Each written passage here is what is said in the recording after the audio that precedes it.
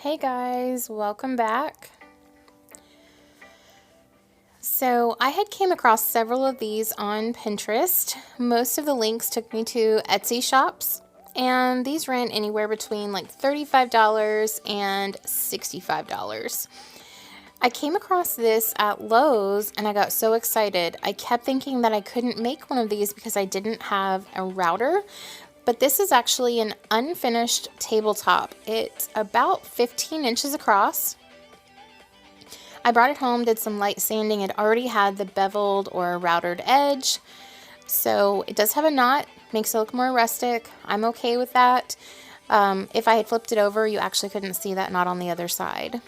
While I was at Lowe's, I also picked up this paint.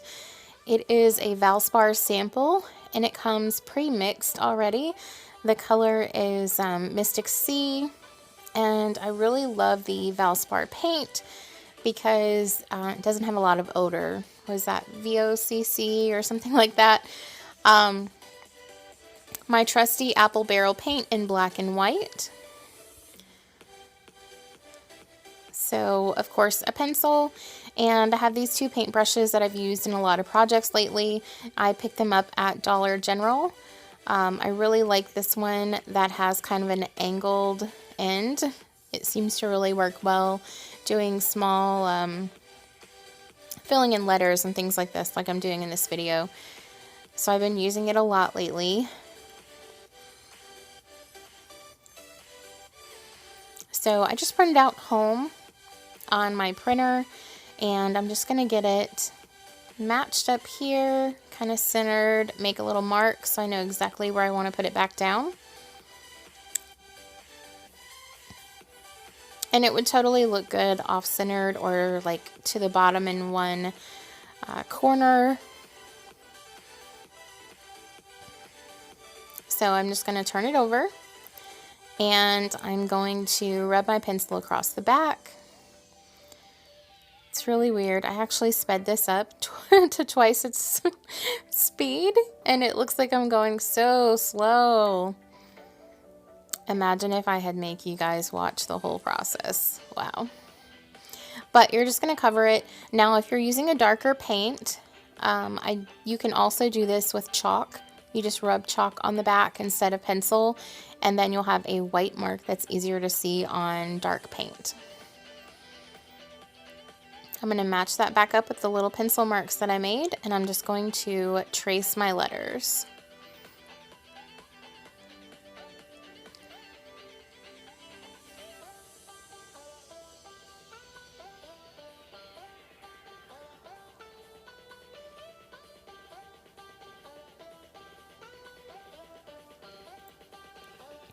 You could also do this with, I know back in the fall I had picked up the galvanized word gather at Hobby Lobby. I think it was $2.99 or $3.99. Or in the fall, Dollar Tree also had those galvanized words. They came 3 to a pack. I think it was like welcome and thankful. Harvest, maybe? I don't remember. There was a third word. But you could totally use those if you still had them. The welcome would be great on here. So as you see where I traced over that, it's almost like carbon paper. If you had carbon paper, that would also work. But this is the cheaper way to go. So I'm just going to mix up a little bit of the black and white to get a nice gray tone.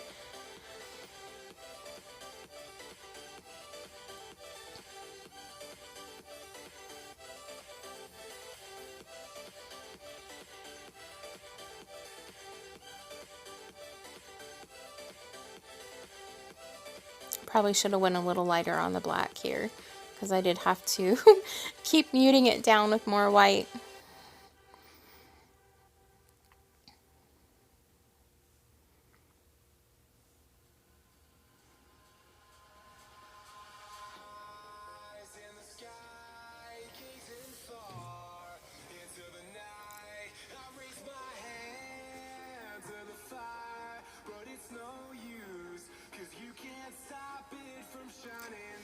Just mixing it up to get a nice gray tone. Yeah, I went a little heavy on the black. I swear I should have gray paint somewhere. It seems that I use gray for everything.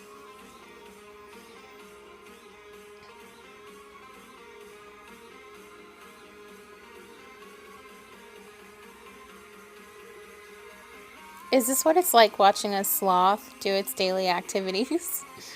I feel like I'm moving so slow. It's painful to edit videos sometimes. It really is. And I know everyone is their own worst critic, but sometimes you guys should see the stuff that I edit out and then I just sit and laugh about.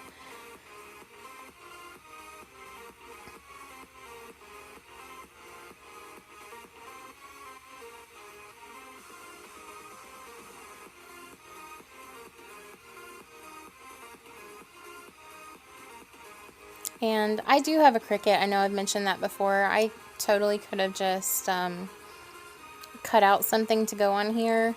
I really wasn't sure where I was going to hang it. I did take a picture of it over my fireplace and I really liked it there. But I'm not sure exactly if that's going to be its home.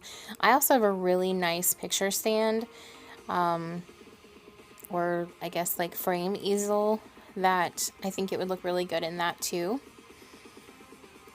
And if you follow me on Instagram, you will probably see where I did this back in the fall and used the galvanized letters. And I just dry brushed that Valspar paint on and hot glued the galvanized letters on, and it stayed that way until now when I peeled off the welcome. So now I'm just filling in. I probably would have outlined this with a Sharpie if I were using black paint. I did not have a gray Sharpie, and you do want to make sure that it matches the paint that you're using, but outlining definitely does help your lines stay crisper.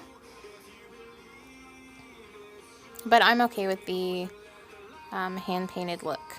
So just gonna speed this up, especially after I made everyone watch mixing the paint. Just get this sped up and filled in so you guys can see the final product.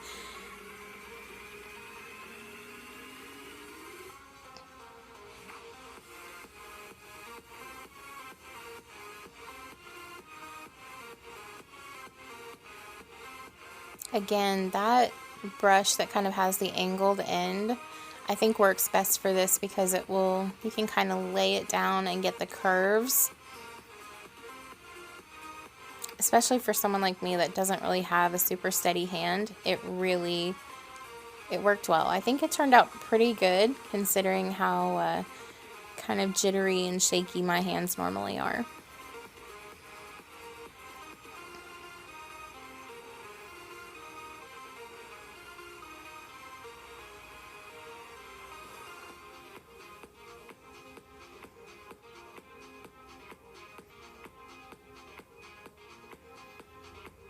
You can kind of see my ADD here where I skip around.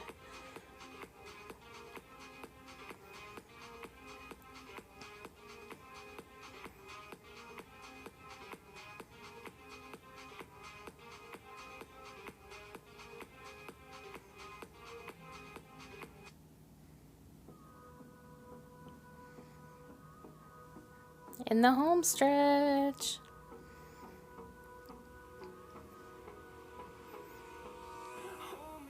So of course I set this aside, let it dry, and I used some ribbon that I had from Hobby Lobby. I think it turned out really nice. Thanks so much for watching, guys.